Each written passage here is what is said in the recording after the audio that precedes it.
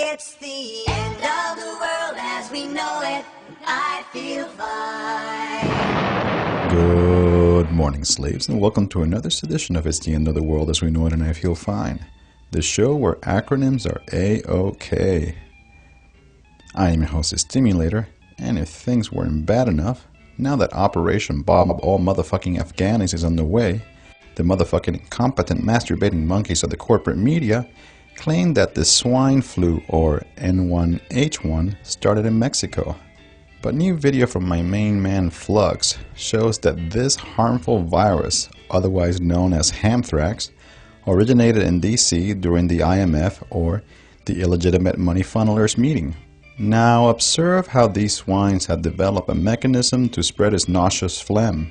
But piece of shit right-wingers didn't miss a beat to spew their venom against the hard-working immigrants that clean your toilets, cook your meals, mow your lawn, pick your fruit, care for your kids, and all in all keep the U.S. economy from total motherfucking collapse. If you want to get that epidemic into this country, get it going real good and hot south of the border.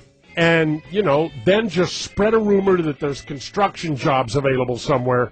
Well, these sorry SOBs were hiding out on Mayday as hundreds of thousands of potential carriers of the deadly NAFTA flu took to the streets to demand that their human rights be respected.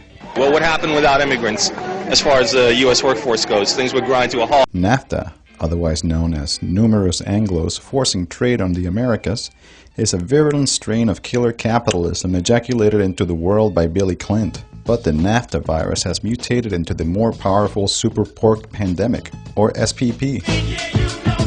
The SPP is not only extremely harmful to humans, but also to the planet as it seeks to expedite resource extraction, or to put it plainly, cut a shitload of trees down and create a vast wasteland in Alberta in order to extract oil from the motherfucking tar sands. Variations of these viruses include the flatulent toxic ass ammonia, or FTAA, and the Colombia-Canada Free Trade Agreement, otherwise known as the coconut influenza. Take off, you hoser! But never fear, my fellow slaves, ninja revolutionaries worldwide are working around the clock on a cure against these colon-destroying ailments by prescribing total revolution everywhere in solidarity over non-unity.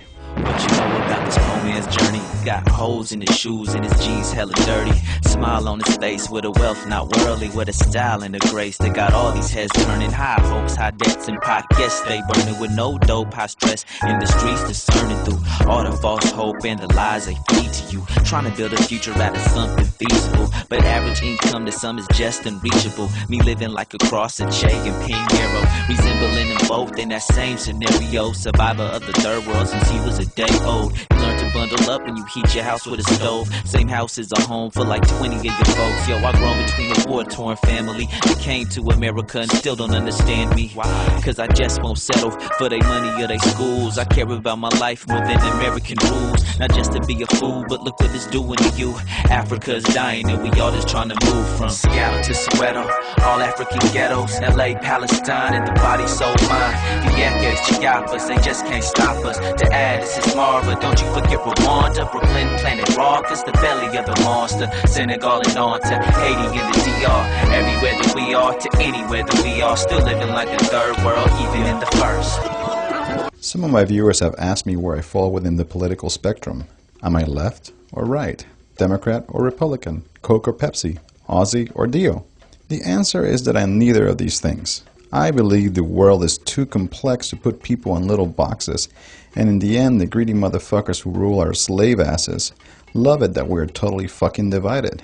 These days, you can't be a 9/11 truther who believes that global warming is partly caused by man, because it doesn't fit the current political classifications. Or you can't be pro-gun ownership while being pro-immigrant. It confuses people. And some peeps freak the fuck out when you step outside their preset political boundaries. I've said it before and I'll say it again. These little divisions keep us from coming together and taking care of the motherfuckers who are wrecking the planet, and allow them to continue ass-fucking us with a Megadeth dildo wrapped in sandpaper with no Vaseline. You know what I'm saying? But to further answer your question, if I had to pick a political philosophy that more closely describes my values, I would say that I'm a motherfucking anarchist. You know, like the guy in V for Vendetta. Here comes the crescendo.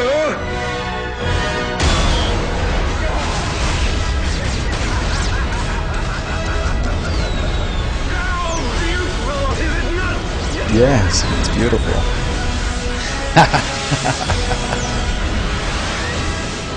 Go! Yes! But seriously, the motherfucking crack-smoking mainstream media has been giving anarchists a bad rap. So in order to set the record straight, I bring you Alan Antliff, a professor at the University of Victoria and author of Only a Beginning, an anarchist anthology. Hey Prof, how the fuck are you? Good. So what the fuck is anarchism? Anarchism is philosophy, political philosophy, which believes that we can organize our societies cooperatively and non-hierarchically. It calls for systems of self-governance and self-rule, where there's no one telling us what to do. Rather, we approach the social problems and challenges and issues that we face as a society collectively and cooperatively, and without someone else telling us how to run our world. But aren't all anarchists a bunch of bomb-throwing maniacs? I thought about it, but no.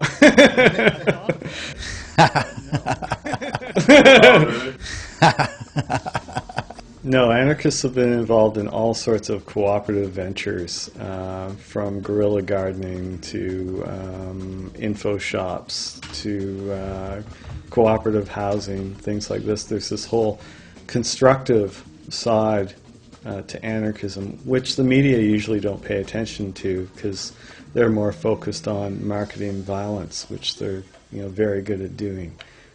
If it bleeds, it leads, I think, is one of the slogans in the media. And as far as violence goes, if you take a serious look at it, where does a lot of the violence in our world emanate from? It emanates from governments, institutions associated with governments like armies. Just do a list in your head of the last series of wars and who enacted those wars? Where did all that pain and suffering come from? Did it come from anarchists? So if anarchists are against governments, are anarchists against police? Police, police is a curious institution because, there have been instances of self-policing. Actually, in our day-to-day lives, we cooperate with people that we meet all the time. There's ways in which our entire society is organized anarchically. That is, without coercion. Because ask yourself, is a cop following you around the grocery store every time you buy something? Do you know any people who just had a newborn baby, for example, that refused to feed it, clothe it, and shelter it because they couldn't make money off it? There's different forms of policing and coercion that happen economically and also politically. But in an anarchist society, we'd be governing ourselves, and presumably in instances where people are engaged in antisocial behavior, we'd come up with non-coercive and constructive ways of dealing with that behavior without this institution of police that run around tasering people, killing people, sometimes beating them up. What the fuck is up with the Spanish Civil War? The Spanish Civil War is the product of a crisis where a General Franco, rebelled against the institution of a Republican government and tried to force fascism down the throats of the people of Spain. And so within the Republican side of the Spanish Civil War, there was this very powerful anarchist movement organizing through a union called the CNT, that had millions of participants. And so when the Civil War began, the anarchists began organizing. They self-organized factory production of food, managing the city. But there were also anarchist communes set up in the countryside where the peasants took over the land from the private ownership of these large landholders and began farming for themselves to benefit their community as a whole. And so historically the Spanish Civil War, which lasts from 1936 through to 1939, has been strongly identified with anarchism because society was reorganized behind the Republican lines along anarchist principles. Thanks, Prof. And that about does it for this edition of It's the End of the World as We Know It and I Feel Fine. Big ups to the following peeps for helping make this shit real: Joe, Troy, Carl, Micah, Ben, Matt, Joseph, Kenneth, Charles, Louis, Mark, Ricardo, Greg, Michael, Keith, Jay, Wes, John, Andrew, Mounty, Leah, Dylan, Richard, Jeremiah, Flynn, Jacqueline, and Mohammed. Grazie. I'm off on a West Coast tour in the month of May, so visit my fucking website, stimulator.tv, to find out the motherfucking deets. Ay, malvada.